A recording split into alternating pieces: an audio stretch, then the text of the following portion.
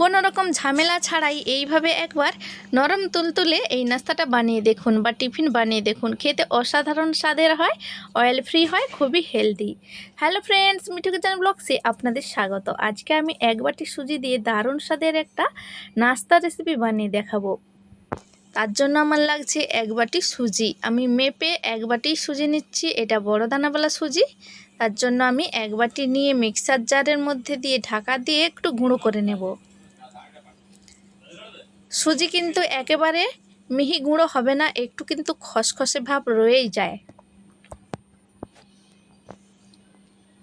দেখুন একটু কিন্তু খসখসে ভাব রয়েই গেছে।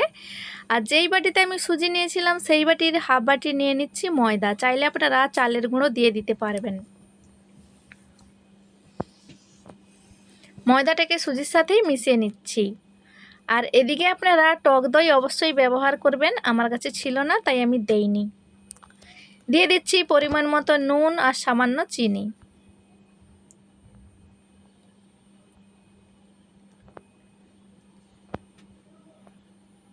এইবার আমি আগে থেকে কুচিয়ে রাখা ধনেপাতা আর কাঁচা লঙ্কা দিয়ে দেব। সাথে দিয়ে দিচ্ছি হলুদ গুঁড়ি,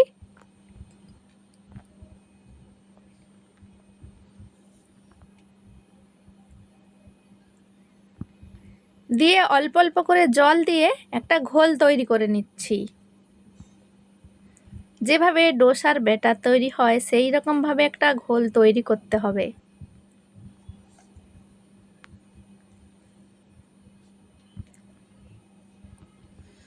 অল্প অল্প করে জল দিয়ে কিন্তু মিশিয়ে নিতে হবে, যেহেতু সুজি আছে জলটা অবশ্যই দিতে হবে।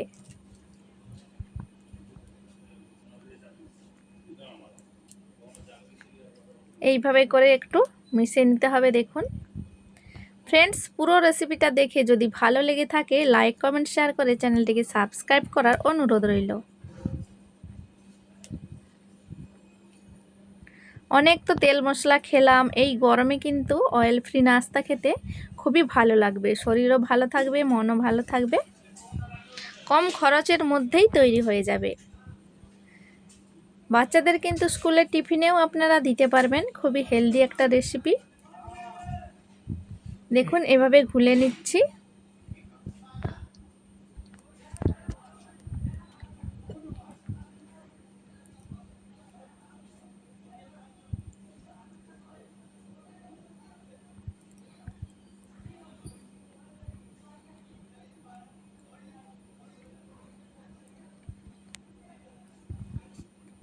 চাইলে আপনারা 10 মিনিট ঢাকা দিয়েও রাখতে পারেন। আমি এভাবে চামচের সাহায্যে ঘুলতেই যাচ্ছি, তাই আমি আর ঢাকা দেইনি।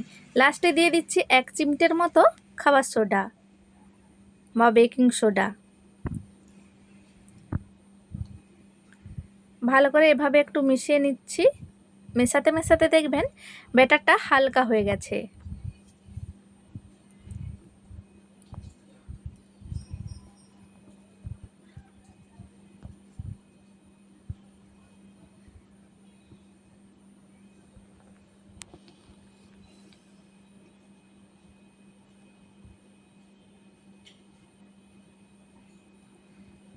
তারপরে আমি কড়াইটাকে গরম করে দিয়েছি আধা চামচের মতো সরষের তেল।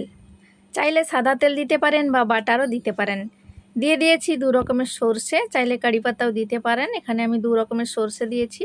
সরষেটা দিয়ে একটু সরষেটা ফেটে ফেটে গেলে বা সরষেটা ভাজা হয়ে গেলে এই ফোড়নটা দিয়ে দিতে হবে ব্যাটারের মধ্যে। যেহেতু আমি হলুদ দিয়েছি, সোডা দিয়েছি আর এই সরষে তেল দিয়েছি, একটু কালারটা একটু বেশি হবে। সোডাটা আপনারা স্কিপ করতে পারেন। তো এই উপকরণটা আমি মিশিয়ে নিচ্ছি ব্যাটারের মধ্যে।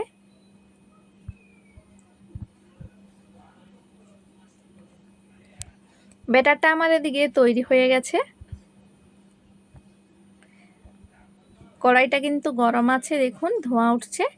তো আমি 1 চামচ ব্যাটার নিয়ে এভাবে চামচ দিয়ে একটু এভাবে করে নিচ্ছি। এভাবে চামচের পেছন পাশটা দিয়ে এভাবে ঘুরিয়ে দিতে হবে। একটু পাতলা করে দিলে খুবই ভালো হয়। এইভাবে একটু ঘুরিয়ে দিতে হবে। খুবই কিন্তু ফটাফট কিন্তু উঠে যায়, কোনো রকম টাইম লাগে না। এইভাবে একটু পাতলা করে করে দিলে কিন্তু তাড়াতাড়ি ভাজা হয়ে যাবে। দেখুন সাথে সাথেই কালারটা ছেড়ে দিয়েছে। তারপরে আমি নিয়ে নিয়েছি বাটারটা দিয়ে ভেজে নেব। আজকের যে নাস্তাটা আমি বাটার দিয়েই ভাজবো। একটু অল্প অল্প করে বাটার নিয়ে এভাবে চারিপাশটা এভাবে ঘুরিয়ে ঘুরিয়ে দিতে হবে। এভাবে করে আমি উল্টে পাল্টে কিন্তু এই রেসিপিটা তৈরি করে নিচ্ছি বা নাস্তাটা তৈরি করে নিচ্ছি।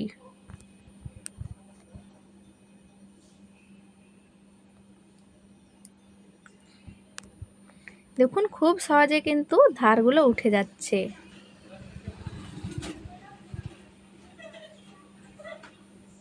এইবার আমি দেখুন উল্টে দিচ্ছি। কতটা সুন্দর হয়েছে দেখুন পেছন পাশটা। চাইলে কিন্তু আপনারা আরও একটু জল মিশিয়ে নিতে পারবেন। আমি কড়াইয়ের মধ্যে করছি, চাইলে আপনারা প্যানের মধ্যে তৈরি করতে পারবেন, তাতে আরও ভালো হবে। পেছন পাশটাও একটু বাটার দিয়ে আমি একটু ভেজে নেব।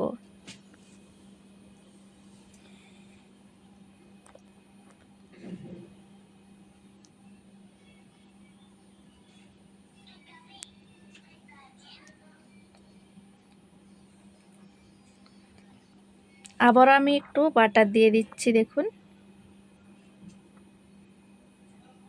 তো একটা আমার নাস্তা রেডি হয়ে গেছে, আমি প্লেটের মধ্যে তুলে নিয়েছি। আবার আমি সেম প্রসেস করে এরকম করে তৈরি করে নিচ্ছি। বানাতে এতটা দারুণ লাগে কি বলবো, ফটাফট তৈরি হয়ে যায়। দেখুন কোনো রকম চিপকে যাচ্ছে না, খুবই সহজভাবে উঠে যাচ্ছে। যেহেতু সুজি আছে তাই চিপকাবে না। পেছন পাশটা কতটা ক্রাঞ্চি হয়েছে দেখুন। যেহেতু বাটার দিয়ে ভাজছি এর কারণে দেখবেন বাইরেটা মচমচে আর ভেতরটা খুবই সফট হবে। এভাবে করে একটু ভেজে উল্টে পাল্টে তুলে নেব।